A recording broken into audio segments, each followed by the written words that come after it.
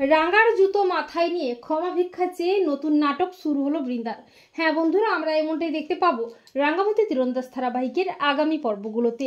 রাঙা বৃন্দাকে বলে, বড় বউ দিদি তুই কি ভেবেছিস এ বাড়িটা থেকে পালাইবি? মুরা তোকে কোথাও যেতে দেবক নাই, যা শাস্তি দেওয়ার মা ও বড়বাবুই ঠিক করবে। বৃন্দা বলে, রাঙা ছেড়ে দে, তুই এবারের মতো আমাকে ক্ষমা করে দে। এরপর প্রমিতা বাড়ি ফিরে আসে। রাঙা বলে, মা তোর বাড়িটাও তোর কাছে ফিরিয়ে দিয়েছি, এবারে বড় বউ দিদিকে যা শাস্তি দেওয়ার তুই দে, আর কি শাস্তিটা দিবি সেটা তোকে আজকেই ঠিক করতে হবে। বৃন্দা প্রমিতার পা ধরে ক্ষমা চায়। প্রমিতা বৃন্দাকে বলে, রাঙার জুতো জোড়া তোমাকে মাথায় নিয়ে হাঁটতে হবে। আর বৃন্দা ও প্রমিতার কথা মতো রাঙার জুতো জোড়া মাথায় নিয়ে হাঁটে। এমনকি বৃন্দা রাঙার পা ধরেও ক্ষমা চায়। বৃন্দা নাটক করে বলে, তোমরা আমাকে শেষবারের মতো ক্ষমা করে দাও, আমাকে তাড়িয়ে দিও না, আমার যাওয়ার কোনো জায়গা নেই, আমি কোথায় যাব? বসুবাড়িতে থাকার জন্য বৃন্দা নতুন নাটক শুরু করে।